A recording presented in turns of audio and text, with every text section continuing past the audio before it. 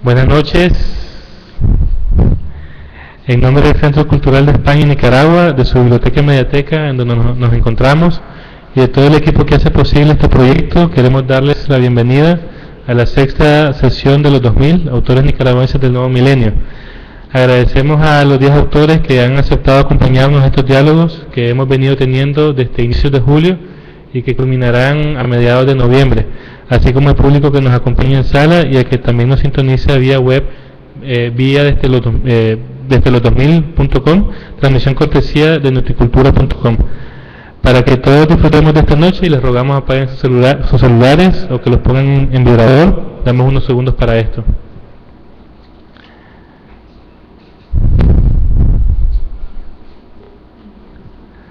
Los 2000 es un ciclo de 10 charlas quincenales con poetas y narradores de la generación del 2000, autores nacidos en las décadas de 70 y 80 y cuya obra comienza a ser publicada durante la década del 2000-2010. Este proyecto es, ante todo, una propuesta de diálogo a través de las charlas de estos 10 autores del nuevo milenio en el marco del primer aniversario de esta biblioteca y mediateca que tiene a disposición de todos sus miembros más de 5.000 títulos de forma gratuita. Para esta sexta sesión tenemos el honor de contar con Víctor Ruiz, nacido en Managua en 1982.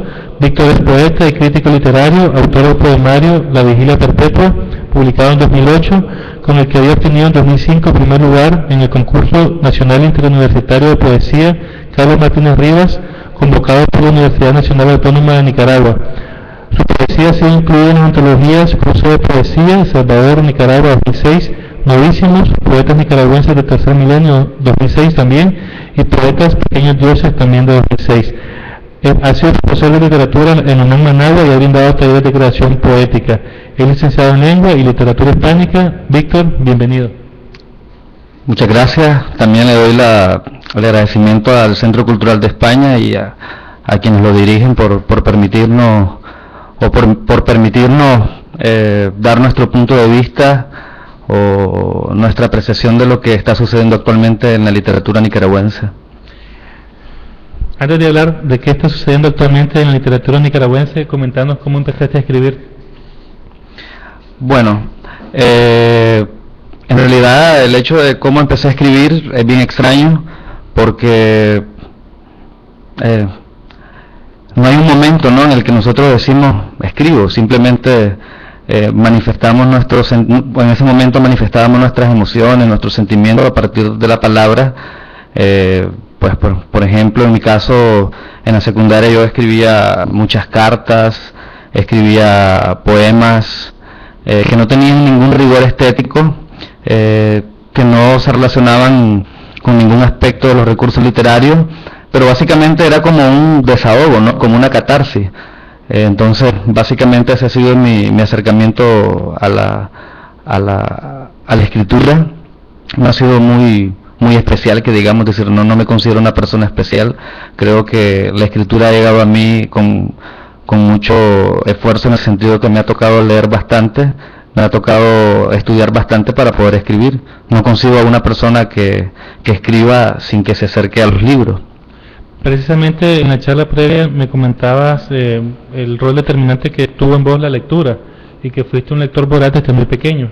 Sí, bueno, en realidad nunca tuve una persona que me dijera, toma, lee esto.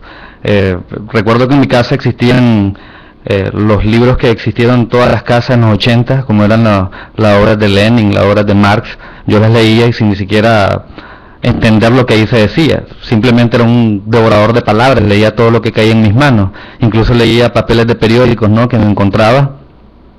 Pero creo que lo mejor que me pasó, o cómo llegué a los libros, ¿no?, fue una cuestión muy azarosa. De repente andaba por ahí en mi casa el libro del Principito y pues llegó a mis manos y lo leí. Ese, digamos, es el primer libro que leí a conciencia. Luego pasé un buen tiempo sin leer. No recuerdo en la secundaria o en la primaria que un profesor me haya dicho, Tomás, lee esto, pues, o por lo menos que me hayan obligado a leer. No recuerdo nada de eso. Yo creo que el mayor encuentro que tuve con los libros fue cuando mi hermana trabajaba en una biblioteca popular en el barrio donde yo vivía. Entonces, pues, ese era mi refugio, ahí me iba a meter. y básicamente devoré casi todo un estante de libros, todos los libros que ahí se encontraba, y ese fue, digamos, el primer acercamiento que tuve a los libros, y desde ahí no he parado de leer. Pero a pesar de este acercamiento, me comentabas que vos fuiste un buen estudiante de matemáticas. Fui buen estudiante de matemática, nunca fui buen alumno de español, me considero que en la secundaria y en la primaria fui un alumno mediocre de español. Hasta el momento yo manejo la regla ortográfica por mera intuición, pero no porque en algún momento me la haya aprendido o porque un profesor me haya dicho, toma, aprendete esto. No, fui un alumno mediocre de español, escribía, pero era mediocre en español, mis notas eran de promedio y mi pasión eran las matemáticas. Y todo hacía indicar que ibas a ser ingeniero. Todo hacía indicar y todo indicó que iba a estudiar ingeniería. Es más, entré a la carrera de ingeniería y en un tiempo determinado me terminó cansando, hastiando, y básicamente ya no entraba a las clases de ingeniería, y me metí a la biblioteca de la Universidad Nacional Autónoma de Nicaragua, y ahí pues devoraba los libros también. Entonces ya empecé a salir mal. Dejé por un tiempo, tomé conciencia no de lo que estaba haciendo con mi vida, y yo dije que estaba arruinando mi carrera. Entonces quise regresar a la carrera de ingeniería, pero ya la espina estaba ensartada en el corazón, ¿no? Ya los libros habían ganado un gran espacio en mí. Y finalmente te graduás en lengua y literatura hispánica. Ajá, algo que le debo agradecer mucho a Ulises Huete, porque en esos momentos en que hacía, ¿no? Abandonaba la carrera o no, conocía a un gran amigo mío, Ulises Huete, poeta también. Él estaba estudiando literatura y fue él quien le dijo, y ahí pues, métete a estudiar literatura, pues si es lo que te gusta, estudia esto. Y así sucedió. ¿Qué significó para vos estudiar lengua y literatura hispánica en tu concepción o tu vocación de poeta? Hay muchas personas que entran a la carrera de lengua y literatura pensando que ahí nos van a enseñar a escribir o pensando que nos van a hacer críticos, pero no. En realidad no hay, ahí no te dan la varita mágica para escribir, no te enseñan las dosis para escribir, pero sí adquirís un conocimiento sistemático de la literatura. A mí me parece muy importante que todos los escritores tengan un conocimiento sistemático, que lean a los clásicos, ¿no? Que lean por ejemplo, yo pude saborear mucho, ¿no? La literatura griega, la literatura latina, la literatura medieval fue algo que a mí me ayudó mucho. Haber leído El Quijote fue un gran descubrimiento, algo que tal vez no hubiera sucedido, en una búsqueda solo. Entonces digamos que la carrera ahí me permitió tener un conocimiento sistemático de las obras literarias, así también tener conciencia sobre el material lingüístico con el que se construye la obra literaria. Y hablando de obra literaria, te invitamos a una primera lectura. En realidad voy a leer poemas de mi libro La Vigilia Perpetua, un libro del cual yo ya no me siento tan satisfecho, porque creo que fue un libro bastante experimental, en el sentido de que no hay mucho en este libro de mí. Para mí que todo poeta debe dejar sembrado algo de sí en un poema. Entonces este libro no, pues tiene mis obsesiones con la escritura, mis obsesiones con el erotismo, pero eran imitaciones, no eran el conocimiento que yo había adquirido a partir de los libros. Entonces básicamente la experiencia que se manifiesta en este libro es una experiencia libresca. El primer poema se llama Nocturno a la Escritura, está dedicado a una gran amiga mía que se llama Tatiana Argüello. Ni la noche acechando en la ventana, ni la sombra del sueño en la pupila, que atónita del cuerpo se destila sobre la blanca superficie vana, sino la escueta letra desvelada, lo puro del lenguaje y su estructura, trazando del poema la escritura, allí donde tu voz está callada. Absorto ante la forma y su sonido, el placer sentirás indescriptible de la palabra en el párpado herido, entrando en el vacío transparente, ajena a la materia inteligible y a la memoria de tu vida ausente. Este primer poema pues refleja una de mis obsesiones, sobre todo con el lenguaje, con la escritura misma. Es un poema, podríamos decir, metatextual, porque lo que ahí se narra es básicamente cómo la escritura llega a uno, ¿no? Entonces es un poema metatextual. Otro poema que voy a leer es ebullición, y también aquí aparece la metatextualidad, pero ya con un referente, ¿no? Y es el referente del erotismo. Para mí el erotismo es una de las facetas que más me gustan de la poesía, porque me permite ejercitar la escritura, ¿no? Entonces básicamente este es un poema que se hace solo en el sentido de que se va construyendo a partir de imágenes que aparecen en el texto, ¿no? A partir de secuencias que van apareciendo en el texto. Entonces podríamos decir que es un poema en el que el lector que vaya haciendo la lectura está frente al proceso de creación, y básicamente el acto del amor es un acto también de escritura, ¿no? Y el acto de la escritura al mismo tiempo también es un acto de amor. Entonces se llama ebullición. Tensa, crepitando al roce de mis manos y a los golpes de mi lengua, contorsionándose tu carne. Fijos al techo, tus ojos penden de la lámpara que vierte su luz sobre la ciega pupila de tu ombligo que mi boca recorre sin sueño. Deshilado, a la cabeza sostenido, tu pelo azota sin fuerza al ondulante temblor de tus pechos mordidos por mis dientes. En las sábanas, tus piernas se confunden con las mías y naufragan en la blanca planicie de la cama. Desarmados, tus muslos se abren, y al filo de la noche tu sexo se entrega, rendido al mordaz vaivén de mi lengua que entornada palpó el umbral de tu cuerpo. Gracias. Muchas gracias, Víctor. Este poemario tuyo de la Vigilia Perpetua se publica en 2008, 13 años después que mereciera el premio Carlos Martínez Rivas de la UNAM. ¿Cómo fue el proceso de escritura de este libro y cuáles eran tus búsquedas en ese momento? No había una búsqueda en sí, básicamente había una obsesión, y por eso el libro está dividido en varias partes, ¿no? Donde se van manifestando las diferentes obsesiones que yo iba teniendo, ¿no? En mi experiencia lectora y en mi experiencia de escritura. Así, por ejemplo, en la primera parte, Boceto sobre tu cuerpo, es la obsesión del erotismo, que yo creo que eso es lo que primero nos motiva a escribir, ¿no? Ese comunicarnos con el otro, ese establecer puentes, ¿no? Con el otro. Entonces ese boceto sobre tu cuerpo habla acerca del erotismo, ¿no? El hecho de incursionar en el otro. Luego está Postales Urbanas, que es una obsesión también, porque son poemas muy a la manera de Octavio Paz, y sobre todo con la concepción de Octavio Paz sobre la ciudad. Entonces son poemas urbanos. La ciudad me parecía un tema poético que no había sido muy explotable en Nicaragua hasta el momento. Quizá los nuevos escritores estén explotando el tema de la ciudad, pero pocos en realidad habían abordado el tema de la ciudad a conciencia, ¿no? Por ejemplo, Juan Aburto, Fran Galich, eran escritores que habían hablado de la urbanidad.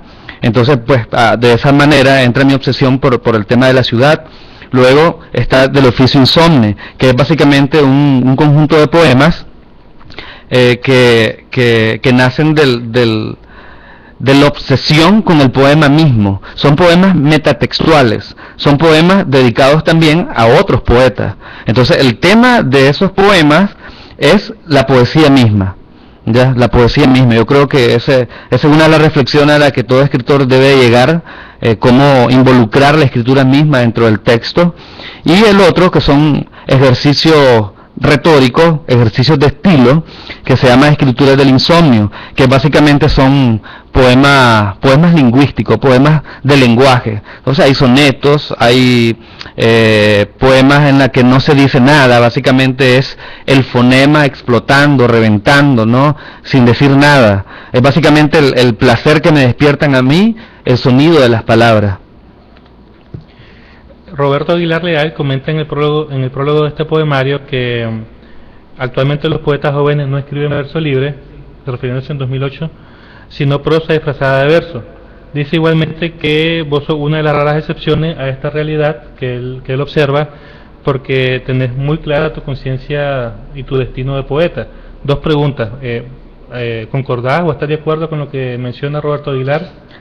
Y segundo, ¿en qué momento llegas a tener una conciencia de que querés ser poeta? Bueno, en ese momento sí estaba muy de acuerdo con Roberto Aguilar, porque en realidad la poesía que se estaba escribiendo hasta ese momento era una poesía en la que no había un dominio sobre el verso.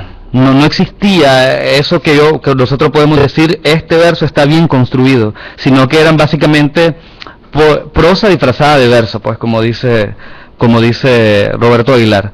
Pero bueno, ahora que han surgido nuevos poetas, por ejemplo Mario Marx, por ejemplo Carlos Castro, Enrique Delgadillo, Baldrac, Rafael Mitre, autores que van a publicar recientemente, en ellos sí ya existe un dominio del verso. Entonces ya yo creo que esa apreciación de los jóvenes escribiendo prosa disfrazada de verso ya no es tan relevante, ya no es tan importante, ya no es tan cierta. En realidad ya los jóvenes están tomando conciencia del verso, pero en ese momento sí, no, eran pocos los escritores que sí tenían un buen dominio del verso. Francisco Rudiel,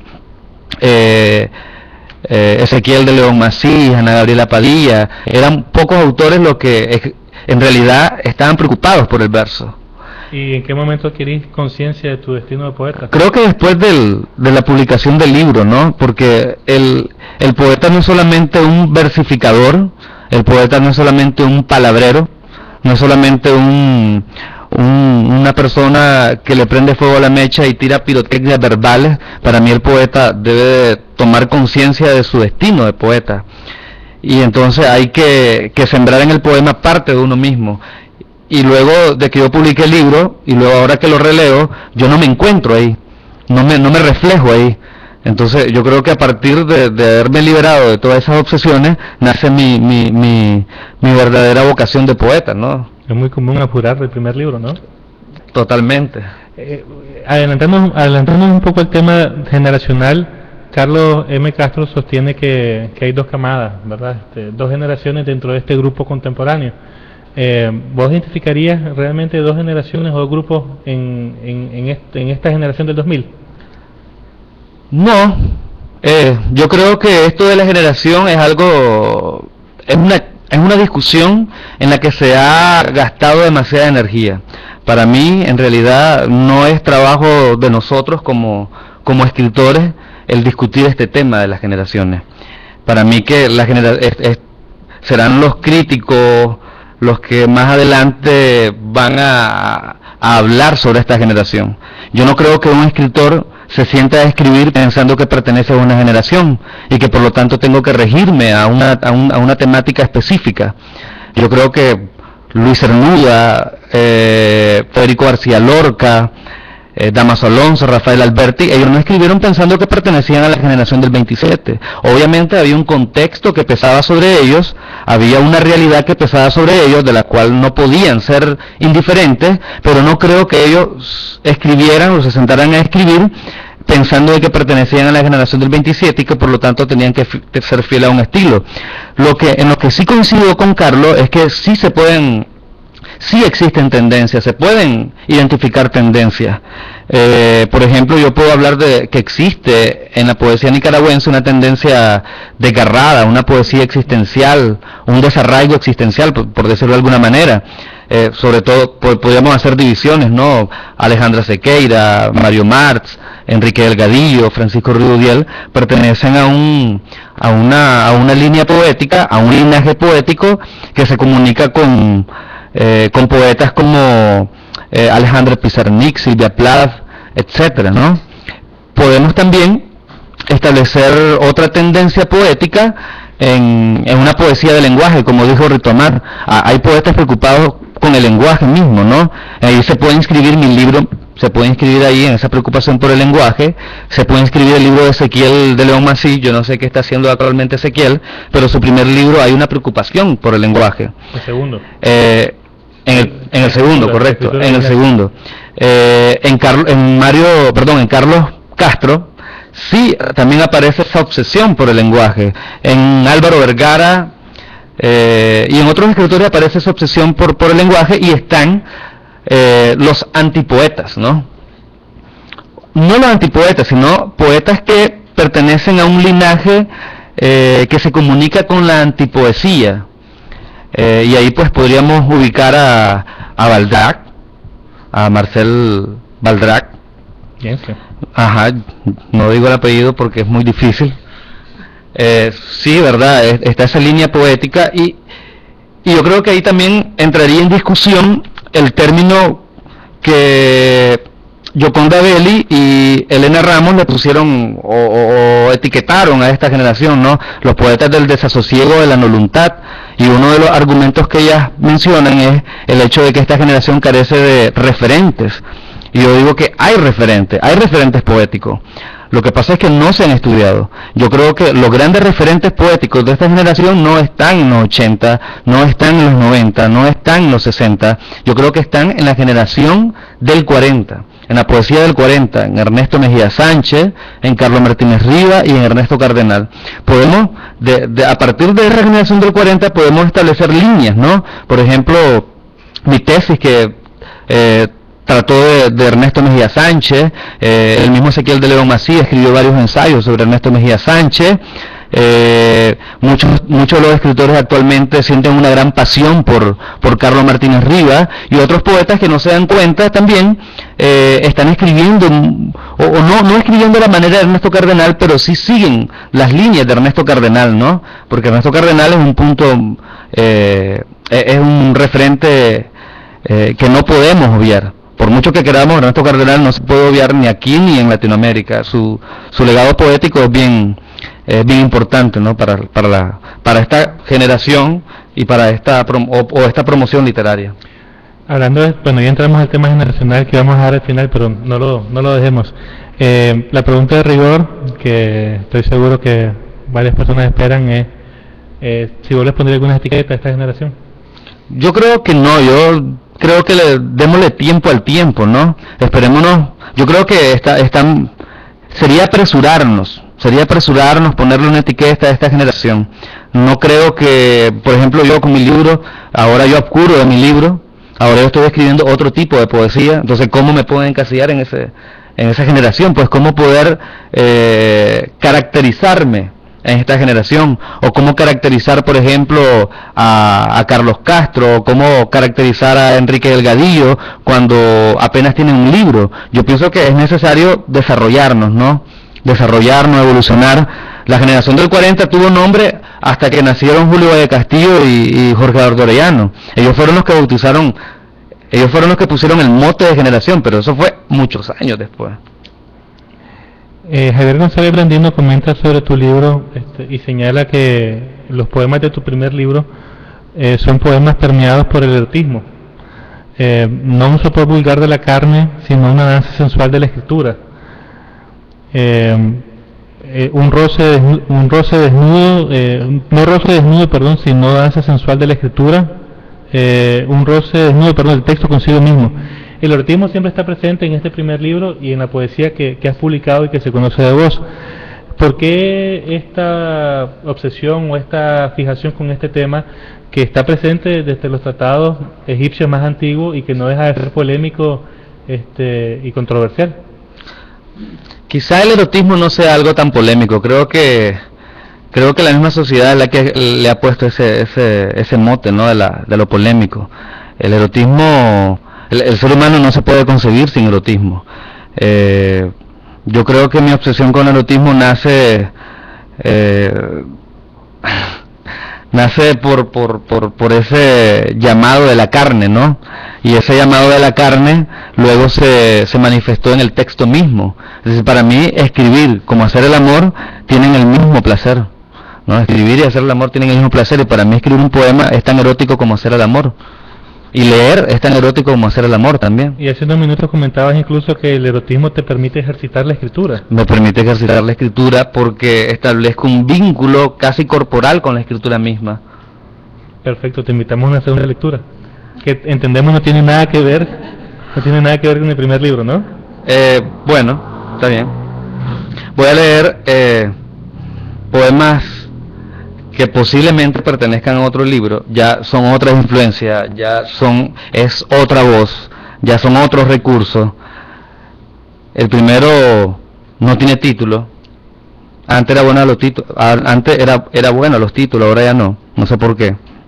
Quizá porque me interesa menos ponerle títulos, ¿no?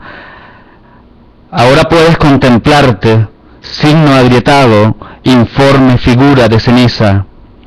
Eterno presente de deseo es ahora esto, huellas del tiempo aterido sobre tu parda memoria, deshilachándose en las líneas de tu carne. En la oquedad de tus ojos aparecen tensos rostros hendidos por los años, crisálidas impúberes de senos temblorosos, bogantes caderas sobre una lívida acuosa pupila, todas ecos de los días de placer, en cuartos de cuerpos que se deshacen como elipsis de humo, hilvanando formas sobre el vacío. Recuérdate así, revolcándote sudoroso bajo un tímido hálito de luces sobre ella, penetrando su extensa concavidad edénica, su rostro sin nombre, su nombre sin rastro, hembra u hombre, quizás súcubo o íncubo errabundo, igual que tú, buscando abrazos, besos o abismos. Era el mejor de los tiempos, edades de luces y tinieblas, todo lo tenías y nada, cielo e infierno juntos, y tú, pálida Venus, efímera Beatriz del Edén subvertido. Y ahora te observas, símbolo interrogante frente al espejo, lejos ya del paraíso insolente, del caminar sin prisa y a tientas, solo ruinas de pájaros sin rumbo. ¿Acaso percibiste la certeza de la muerte, las fisuras de tu rostro grises surcándolo? No, solo un tiempo había, un intervalo entre el antes y el ahora, imponiéndose desde dentro y hacia el vasto litoral de huesos, aventándote. Luego vinieron ellos, los anónimos cuerpos en lucha de amor trabados, impacientes y amontonados, como nubes que se erizan sobre un retrato de ceniza y olvido. Lejos de la memoria, dijiste. El café se enfría y la Magdalena susurra muslos sobre tu oído. El siguiente poema tampoco tiene título, pero tiene un epígrafe de Yorgos Seferis que dice: mirábate con toda la luz y la tiniebla que poseo. Niño aferrado fui a la carne oscura de lo incierto, columpiándome sobre una línea de ceniza, desmoronándome en el olor desnudo de tu seno, madre. No soy más ese niño. Veme ahora naufragando sobre este cuerpo mascullante, buscándote en sus adentros, queriendo volver al círculo, a esa huella atávica de la que fuimos desterrados.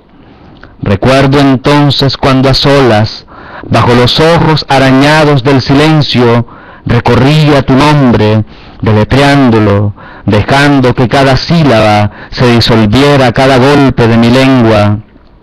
Recuerdo entonces cuando a solas, enmudecido por las llagas del vacío, dormí en mi pequeña soledad frente al espejo en el que a diario te veía.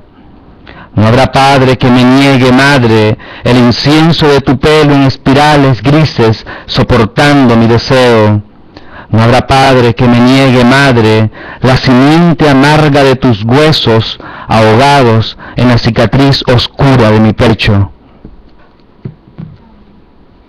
Víctor, en estos 4 años desde la publicación de tu libro, en este tema tan bello que es la angustia de las influencias, ¿qué libros han ido cambiando? ¿Qué lecturas te han influido más para que tu escritura vaya cambiando hacia esta nueva tendencia?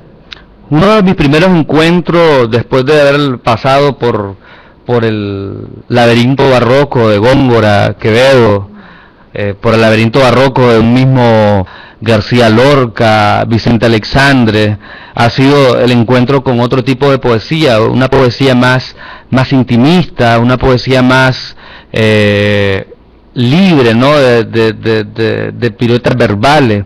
Y creo que el primer poeta que a mí me golpea fuerte es Luis Cernuda, sobre todo por esa cercanía que él estableció con la poesía inglesa. La poesía inglesa a Cernuda le permitió soltarse, ¿no? Liberar la forma, y ya liberada la forma, abordar otros temas, abordar otro discurso, con un nuevo lenguaje, con una nueva voz. Entonces yo creo que en estos poemas, en estos últimos poemas que he estado escribiendo, se presiente, ¿no? Se siente la influencia de Cernuda, así mismo también la influencia de Cavafy. Incluso hay un verso en este poema que acabo de leer, no, en el anterior, que es de Cavafy. Entonces Cavafy también ha marcado bastante en mí.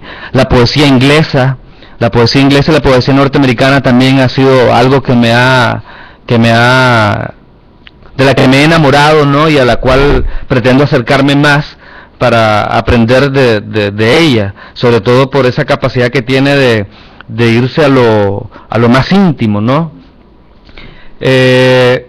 Yo creo que también otro encuentro importante para mí y para mi poesía ha sido la antipoesía, sobre todo esa antipoesía que no se relaciona para nada con Ernesto Cardenal, sino con José Emilio Pacheco, con Antonio Cisneros, Nicanor Parra. Esos poetas me han ayudado también a liberarme un poco de la forma, ¿no? Porque yo creo que en algún momento hay que liberarse, ¿no? De esa carga tan pesada que es el lenguaje. El lenguaje a veces termina imponiéndose en el texto, y a veces el lenguaje nos obliga a hablar de él mismo. Y yo creo que estos poetas me han ayudado a liberarme de ese peso que es el lenguaje. Hablando del lenguaje y de liberarse del lenguaje, yo recuerdo que vos mantuviste una posición crítica el año pasado cuando presentamos Poesía ante la incertidumbre. Claro, en ese momento yo creo que hice de Pilatos porque luego me lavé las manos. Mi posición ante esta, bueno, en realidad es que tampoco se pueden ir nos podemos ir a los extremos. Por un lado, yo le decía a Daniel Moya que existía una generación en Latinoamérica que es una poesía neobarroca, una poesía que se preocupa más por el lenguaje, y ese es un extremo, al extremo que yo caí con mi libro. Luego está el otro extremo, que es una poesía totalmente confesional. Creo que no debemos caer en cualquiera de los extremos, ¿no? Yo pienso que hay que establecer una armonía, una poesía que hable, pero que hable con una buena voz, ¿no? Que se dé cuenta que lo que estamos escribiendo no es una confesión, sino un texto poético, un texto literario, que lo único que lo diferencia con los textos informativos es el lenguaje.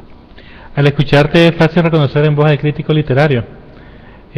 Yo recuerdo, bueno, es fácil identificar en voz de crítico literario, y vos siempre has sido un gran defensor de que en Nicaragua exista y se desarrolle una crítica literaria que es inexistente actualmente, que no está en desarrollo. ¿A qué crees que se debe esta falta de crítica literaria? Mi punto con la cuestión de la crítica literaria es que no existe una política educativa. Como no existen grandes escritores, tampoco es importante que existan grandes críticos. Los grandes críticos dejaron de existir con el boom. Cuando el boom se disolvió, los grandes críticos desaparecieron. Y me refiero a Emil Rodríguez Monegal, me refiero a Ángel Rama, me refiero a Guillermo Sucre, al mismo Octavio Paz. Antes se escribía una buena poesía en la que se miraba, ¿no?, el ejercicio poético, se miraba el dominio del poeta, y había como ese querer ver más allá del texto. Y como un lector común no puede ver más allá del texto, ese es el gran papel de los críticos, ¿no? El hacernos ver más allá del texto e invitarnos al saboreo del texto. Por ejemplo, de Carlos Martínez Riva todo el mundo dice que es genial, que es brillante, que es el gran poeta después de Darío. Pero ¿dónde radica ese brillo? ¿Dónde radica lo hermoso de Carlos Martínez Riva? ¿A dónde está? ¿A dónde están los críticos que nos han revelado eso? Pues no existen. Todavía tenemos a Carlos Martínez Riva como un poeta como un poeta mito, ¿no? El gran poeta maldito. Yo creo que se valora más por el poeta maldito, por su pose de maldito, y no por su obra literaria. Ernesto Mejía Sánchez sigue tan hermético a como fue en 1950 y 1960. Todavía no hemos descubierto al Ernesto Mejía Sánchez, y no lo hemos descubierto porque en realidad los críticos no lo han descubierto. Y yo creo que básicamente ese papel de la crítica y del placer por los libros, porque el crítico debe tener un gran placer por los libros y por el texto mismo, se debe fomentar desde la escuela. El profesor debe ser un crítico frente a sus alumnos, enseñarle a saborear el texto, ¿no? Y para eso se necesita de un juicio crítico. El problema es que en Nicaragua los escritores hemos sentido una aversión por el crítico, porque creemos que el crítico es una persona que pone sobre la mesa de disección el texto y lo empieza a fragmentar, y no es cierto. Lo que hace el crítico es desnudarnos el texto, abrirnos y mostrarnos otras posibilidades que no estaban en nuestra lectura. Por eso yo creo que para un poeta es necesario también tener un ojo crítico, porque ¿cómo me doy cuenta yo que estoy escribiendo un mal texto? Solamente con un ojo crítico, con un juicio crítico. Por lo tanto, el poeta también debe ser un crítico. Vos comentabas también que el gran problema es que aquí se mira la crítica como una tarea científica, mecánica, fría, y no como una tarea creadora. Sí. Desde la universidad te lo muestran como un ejercicio científico, y para mí la crítica debe ser intuitiva, debe nacer de lo que puedo descubrir yo en el texto, y eso que se repite en el texto y que me llama la atención. Entonces esos elementos que se reiteran en el texto y que a mí me llaman la atención, y que yo siento que esos elementos reiterativos transforman ese texto, ese es el papel del crítico, mostrarlo, ¿no? Ahí radica la hermosura del texto. Pero ¿qué pasa? En la universidad se nos enseñan métodos, y el método para mí es lo más insano que puede existir para el texto, para saborear el texto literario. Para mí es importante la intuición, y ahí por ejemplo tenemos a Harold Bloom, tenemos al crítico del Castillo de Axel, Edmund Wilson, que son críticos intuitivos, que tienen la intuición para mostrarnos lo que está detrás del texto mismo, ¿no? Y ahí tenemos también al mismo Eliot. Es decir, Eliot es uno de los poetas que transformó el texto literario, transformó la poesía, y también era un gran crítico, y también abordó el tema de las generaciones. Vos que sos profesor universitario y también profesor de alumnos de secundaria, y has impartido talleres, ¿cómo haces para que el lector aprenda a querer el texto? Primero, enseñarle de que escribir poesía no es, como se dice popularmente, inflar chimbombas, ¿no? Sino que hay un ejercicio de estilo, y que escribir un poema es desvelarse, es quemarse las pestañas, es leer mucho.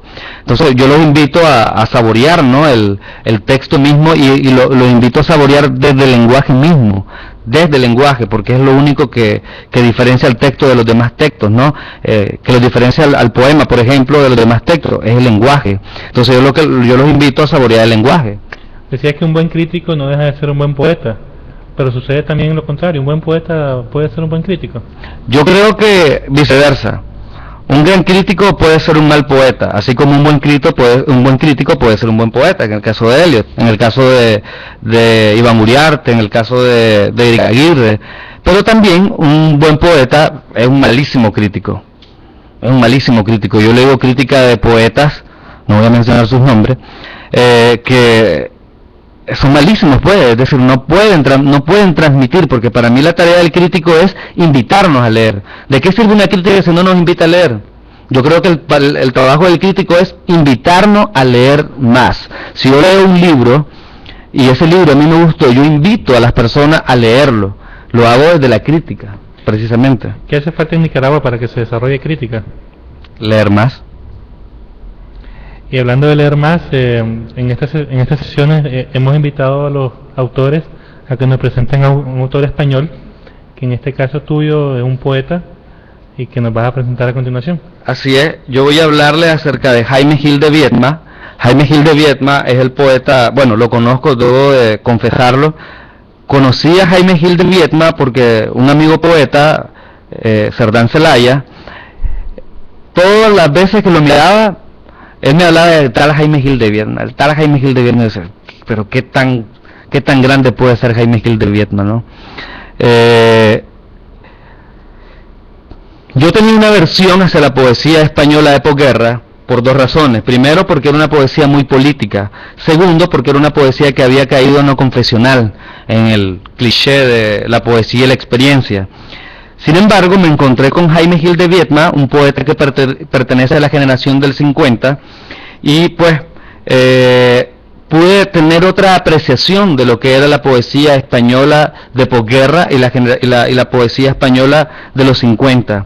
Ya no percibí en Jaime Gil de Viedma esa obsesión por los españoles de reivindicar a Góngora, de reivindicar a Quevedo, de gastar saliva tratando de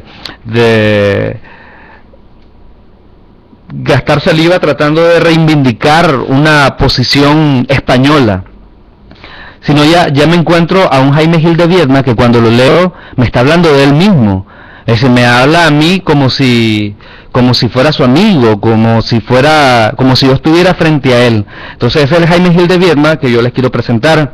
Jaime Gil de Viedma es uno de los poetas principales de España. Tiene un gran peso sobre la poesía española porque es el que introduce lo que se conoce como la poesía de la experiencia. Él era un gran lector y en una de esas aventuras lectoras se encontró con un libro de Robert Langbaum que se llama precisamente La poesía de la experiencia. Él leyó ese libro y transformó toda su poesía. Cuando hablamos de la poesía de la experiencia, no quiere decir que el poeta se desboca sobre el texto, sino que esa experiencia que tiene el poeta es transformada a través del lenguaje, algo que no encontramos, por ejemplo, en la poesía y la experiencia del 60 o del 70 de la poesía española. Lo que encontramos ahí es confesión pura, sin ningún rigor lingüístico, sin ningún rigor estético. En Jaime Gil de Viedma encontramos las dos cosas, encontramos la confesión, pero permeada por el lenguaje mismo. A mí lo que me interesa de Viedma es esa posición del poeta frente al tiempo. Viedma decía de que para él solo existían dos temas, el tiempo y yo. Él reivindica la figura del yo, la figura romántica del yo, pero ese yo ya no está abordado en el sentido nostálgico, en el sentido patético, sino está abordado con una ironía.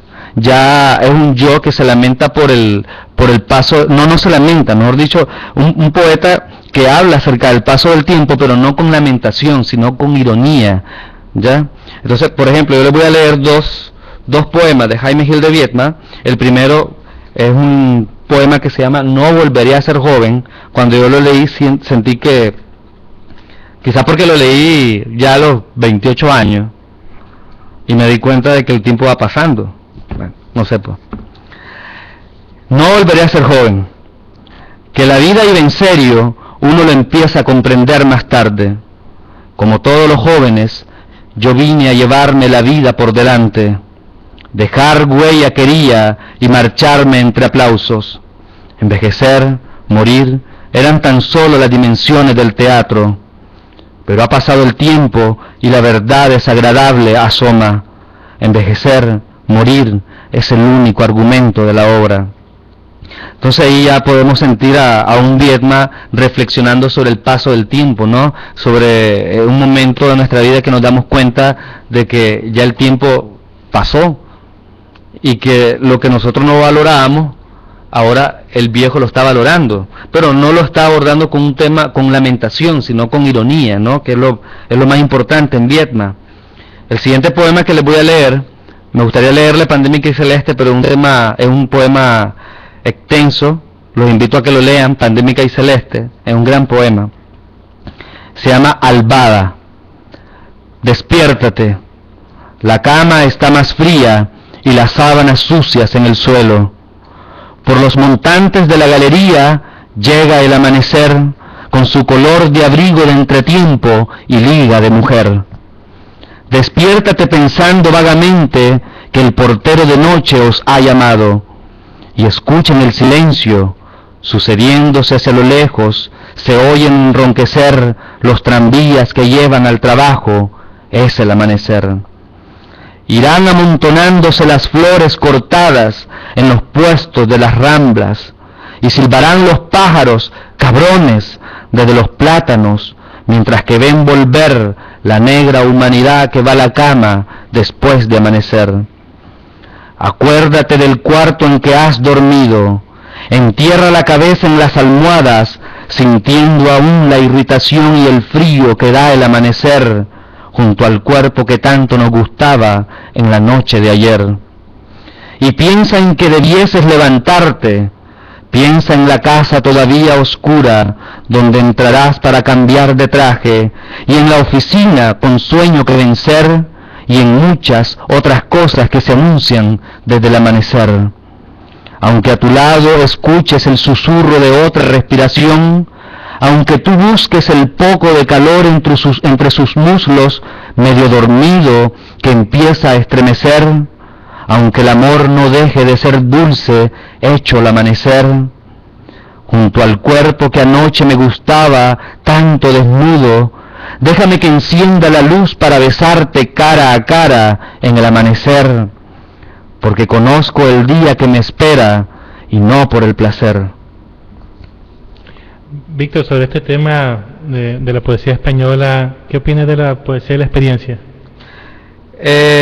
Bueno, para mí creo que la experiencia es una parte muy importante, pero la experiencia no solamente se puede abordar desde la posición del yo, también podemos construir poesía de la experiencia como la hizo el mismo Eliot, ¿no? Construyendo personajes, como por ejemplo Alfred J. Prufrock. Eso se llama, él construyó un correlato objetivo para encauzar las emociones que sentía el poeta, ¿no? Creo que esa es una de las grandes formas de construir un poema de la experiencia. Así, por ejemplo, perfectamente podemos escribir un poema de la experiencia abordado desde la perspectiva de un puente, es decir, un puente que está envejeciendo y que ya no es capaz de sostenerse entre las dos orillas. Creo que perfectamente se puede abordar la poesía de experiencia desde ese plano también. Otro de los recursos que aborda la poesía de la experiencia es lo que se conoce como el monólogo dramático. El monólogo dramático es inventar una voz, crear una voz para que el poeta pueda encauzar el sentimiento, no la emoción. De esa forma evitamos el patetismo, evitamos la confesión y estamos construyendo una poesía de la experiencia.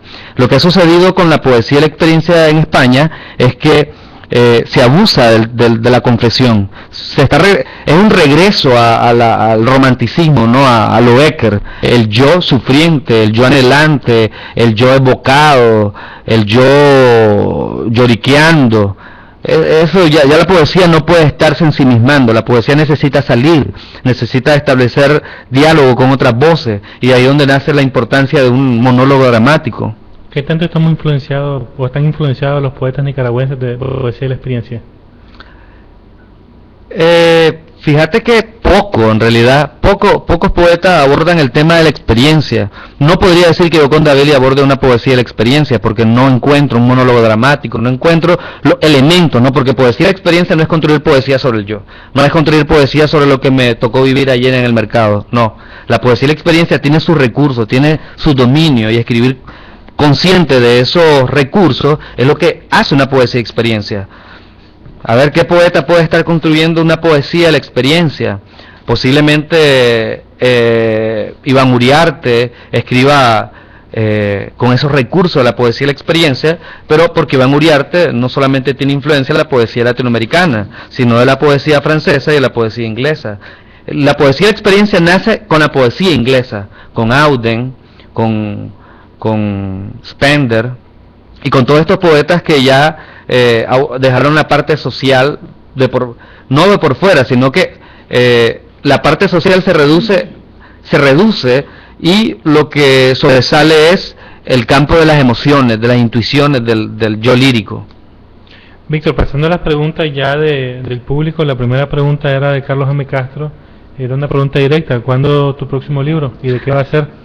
No me apresuro, en realidad ya tengo un libro de crítica literaria, es mi tesis sobre Ernesto Mejía Sánchez, que estoy esperando el momento, espero no se me adelanten. Tengo un libro de crítica literaria, también estoy trabajando en un libro de poemas, pero todo a su paso, pues no me apresuro. Yo creo que para ser poetas no es necesario publicar un libro al mes o un libro al año. Hay poetas Por ejemplo, el propio Jaime Gil de Viedma, aquí está reducida toda su poesía, no hay nada más. Entonces no me apresuro a publicar un libro ahorita. Perfecto. Otra pregunta de Marina Moncada, que bueno, te felicita y desde California te manda a preguntar ¿dónde ves la crítica literaria actual en oposición a las ácidas y severas críticas anteriores? Hablo de Beltrán Morales, Edwin Illescas, Harold Bloom, George Steiner. Desgraciadamente, críticos como Beltrán Morales murieron muy jóvenes. A mí me parece que la crítica de Beltrán Morales es una de las más importantes y de la que deberíamos de aprender mucho, porque está abordada de la intuición. Él no nos habla de recursos literarios, no nos habla de recursos lingüísticos, él nos habla de lo que el texto le provoca. Y leer a Beltrán Morales es una gran riqueza, porque está abordado con ironía, con jocosidad. Entonces es la mera intuición, ¿no?, del lector. Ahora, no creo que George Steiner ni Harold Bloom hayan influido bastante en la crítica literaria nicaragüense, porque en primer lugar habría que valorar la crítica literaria nicaragüense y desgraciadamente estamos lejos de eso. No podemos valorarla porque simplemente es muy reducida o casi no existe. Pregunta en sala, o Mario tiene guardada otra. Pues aquí hay una pregunta de Camilo Lodoño. ¿Qué opina el señor Víctor Ruiz de la obra narrativa de Ulises Borges Polanco?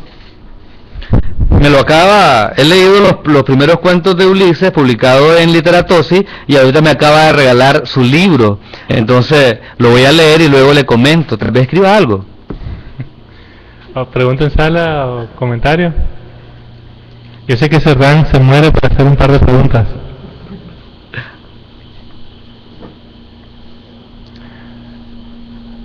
Luis Báez comenta que Anastasio Lobo acaba de publicar un libro de ensayos críticos sobre la obra de Carlos Martínez Rivas. También Soles de Eternos Días es un buen esfuerzo. Erika Aguirre también ha hecho bastante crítica, etcétera. Pero son críticas dispersas, pues. Son críticos dispersos que lo hacen con mucho esfuerzo y poco han sido valorados. Para mí la crítica de Anastasio Lobo es una de las mejores. Lástima que su crítica se publicó con Edwin Sánchez, creo. Silva. Con Edwin Silva, que me parece que no es un crítico, pero sí Anastasio Lobo es un gran crítico. ¿Y Erika Aguirre? También. Ok, Eric acaba de resultar ganador en la convocatoria del Centro Nicaragüense de Escritores con un libro de crítica literaria. Y me alegra mucho. ¿Y vos fuiste jurado? Pero no de la crítica. ¿La otra pregunta o comentario?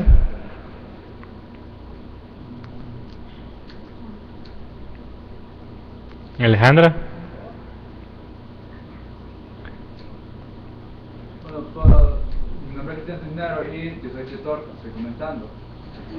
¿Y qué le puede decir a alguien que está comenzando como escritor y pasar qué tipo de críticas puede recibir para mejorar? ¿Qué tipo de crítica puede recibir para mejorar en su escritura? Porque en mi mente hay críticas que son como más generalizadas. No, te pueden hacer comentarios sobre lo que estás haciendo, crítica no, la crítica ya es algo más serio, ¿no?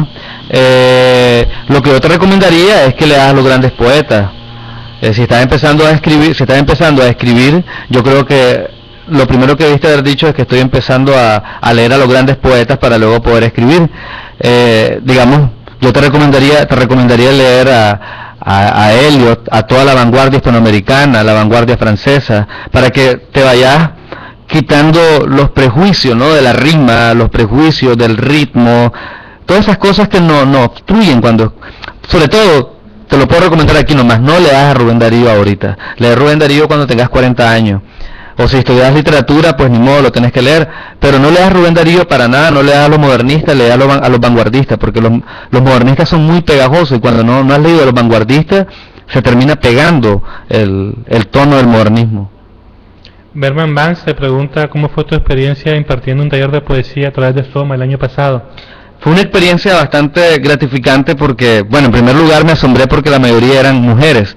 Solamente tenía a un hombre, que era Jonathan. Y fue una gran experiencia porque sentí que, bueno, en primer lugar me ayudó a recordar y a refrescar cosas que yo había leído en mi formación, ¿no? eso me dio un buen sabor porque era volver a mis orígenes. Y luego el otro sabor es ver cómo las personas eran receptivas a lo que yo les estaba diciendo. Es decir, que yo no les enseñaba los trucos para escribir, yo les decía que para poder escribir hay que leer y conocer a los grandes poetas, conocer a los grandes movimientos literarios. Y yo creo que eso es lo más importante, conocer a los grandes movimientos literarios, conocer a los grandes poetas. No existe un truco para escribir, no existen un decálogo del buen escritor. No aprendemos con lo que dice Onetti, aprendemos con lo que escribe Onetti. No aprendemos con lo que dice Octavio Paz, sino que aprendemos de lo que escribe Octavio Paz. Yo creo que eso es lo más importante. Y eso fue lo que traté de transmitirle a ellas y a él. Sobre esta apreciación tuya de que no hay, que solo había un hombre en tu taller y que la mayoría era mujeres, ¿tenés algún comentario sobre la poesía femenina? No, para nada, porque por mujeres, para no llamarle poesía femenina. No, para nada, no tengo ninguna apreciación, porque para mí la poesía no tiene género ni sexo, pues la poesía es poesía, independientemente de donde venga. Perfecto. Otra pregunta, Alejandra. Víctor, yo entiendo que este es un espacio de diálogo, pero pues reiteradamente lo que hemos visto es que la presencia es de los mismos de siempre, pues. ¿Por qué crees vos o a qué se deberá el hecho de que este tipo de actividades no pueda permear o llegar o llamar la atención a escritores de otras generaciones anteriores a la actual? Pues? Si puedes repetir la pregunta de Alejandra para que quede grabado, por favor. Bueno, preguntó Alejandra a qué se debe el hecho de que este tipo de diálogo, este tipo de charlas no llegue a poetas mayores. Yo creo que es una falta de interés sobre todo. No les interesa lo que se está escribiendo, no les interesa lo que estamos haciendo, y por lo tanto ellos mismos se ahogarán, ¿no? En esa indiferencia ellos mismos se ahogarán porque no se han dado cuenta de que ya la nueva camada de escritores se los está tragando, ya se los está llevando la corriente. Entonces es una falta de interés. Yo creo que nosotros hemos querido establecer diálogos con ellos a través de nuestras obras, a través de este tipo de charlas, este tipo de actividades, pero simplemente lo obvian, pues no han querido acercarse. ¿Alguna otra pregunta o comentario? ¿Verdad? Siempre hacer la pregunta de cómo se llama la generación. Y yo me pongo a pensar, Víctor, ¿a qué generación se parecen más ustedes con todas las que han pasado? Yo he visto de que, por ejemplo, no quiero poner los nombres de las generaciones, pero ha habido un mayor involucramiento en la realidad de esas generaciones. Yo creo que en esta generación como hay una actitud de indiferencia a la realidad o una actitud de desgarramiento superficial. ¿Hasta qué punto esta generación en cuanto a comportamiento humano y social se parece mucho a la generación traicionada? Serván Zelaya pregunta. Otros movimientos, por ejemplo, Grada, Vanguardia, Ventanas y otros tuvieron. Serván Zelaya pregunta: ¿a cuál de las generaciones anteriores crees vos que se parece más a esta generación actual? Por suerte no nos parecemos a ninguna generación actual. Creemos en los referentes, o creo en los referentes, sobre todo en la que hemos mencionado, ¿no? En la generación del 40. Yo no creo que el poeta se deba a la realidad, no creo. No podemos obviar la realidad, pero tampoco la realidad debe de pesar tanto a la hora de escribir. El poeta no tiene por qué estar pendiente de la realidad. Y si las generaciones anteriores se centraban más en la realidad y trataban de reflejar más la realidad, creo que hubiera sido más fácil escribir artículos periodísticos, artículos de opiniones sobre la realidad, y no escribir poesía, porque hay que estar claro, ¿no? La poesía, no sé si lo dijo en el festival, repitiendo a José Coronel Ortecho, es el reino de la imaginación. La poesía es imaginación, ¿ya? Yo me refería al comportamiento personal, no tanto al estilo poético ni la temática, porque ese es algo bien rico y diverso. No creo, fíjate tampoco, porque esta generación... Voy a aclarar la pregunta. Serrán dice que se refiere más a comportamiento personal y no tanto estético. Sí, bueno, a eso, no... La irreverencia que se miró en los 60 con la generación traicionada no se nota en esta generación. En esta generación no hay reverencia, no hay reverencia. Yo creo que algunos de nosotros han establecido vínculos con los poetas mayores y no hemos sido irreverentes, sobre todo con la misma generación traicionada. Por ejemplo, yo soy muy cercano a Iván Uriarte. Iván Uriarte es un gran amigo mío, es un maestro también, y mi relación con él no es de irreverencia. También vamos a las presentaciones del libro de las generaciones anteriores y no hay irreverencia. Yo creo que no nos preocupa tanto la irreverencia. Y en eso no nos parecemos a la generación del 40. A la generación del 60. ¿No crees que puedan existir poses en esta generación actual? Como en todo quehacer artístico o actividad humana, siempre hay poses. Siempre hay poses, pero la pose no hace poesía, ni hace novela, ni hace cuento. Luis Alberto III Silva pregunta ¿qué opinión tenés de los libros de crítica de Nidia Palacios y Alice Díaz y el libro sobre Mariana Sansón? No los he leído. ¿Alguna otra pregunta acumulada, Mario? ¿O Martín? Acerca de esa tendencia de asumir a la generación que vino después del 2000 y entablarle la dicotomía de interiorismo y exteriorismo. Es como que si no han pasado un montón de autores pues, que han podido hacer la síntesis de eso. O sea, ¿qué lectura tenemos de lo que se está escribiendo ahora? Si corresponde pues con decirle que o somos completamente interioristas o somos exteriorismo. Aparte, ¿qué idea tenemos de exteriorismo? Porque ya lo hemos hablado otra vez, creo que sería bastante interesante que lo comenté, de que el exteriorismo no es precisamente lo que hizo Cardenal, ni antipoesía se limita tampoco a la vulgaridad, pues, es decir, a lo meramente evidente del texto literario. Parra, por ejemplo, tiene muchas profundidades en su texto poético y lo hace sin ocupar tanto el lenguaje mismo. De la misma manera, poetas neobarrocos son completamente evidentes o tienen características de síntesis. Sí, lo que pasa...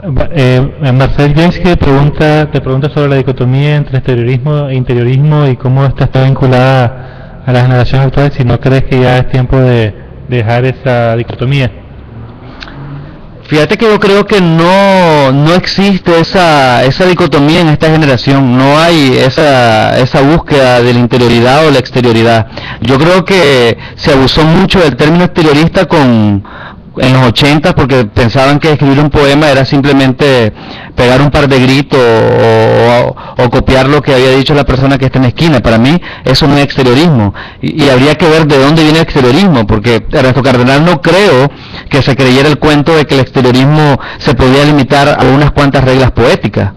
Es decir, para mí el exteriorismo no nace con Ernesto Cardenal, nace con la poesía norteamericana, sobre todo con el imaginismo, con Pound, nace con HD, nace con el mismo Wallace Stevens. Es decir, estos poetas estaban escribiendo una poesía en el exteriorista, no en el sentido de que se aborda la cotidianidad, sino en el discurso mismo, ¿no?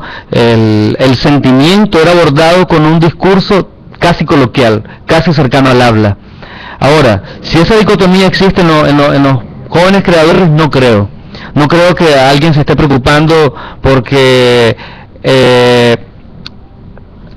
José López escribe una poesía tan intimista que llega a lo pornográfico. Creo que la poesía de José López es tan intimista porque aborda el tema de la pornografía, que es muy intimista, del erotismo pornográfico también, pero está abordado con un lenguaje casi coloquial, ¿no? Natural. Y eso es lo que... Entonces, si te fijas, está el intimismo ligado la exterioridad ligada al intimismo, ¿no? No existe esa dicotomía. Nadie se pregunta si lo que está escribiendo es intimista o exteriorista.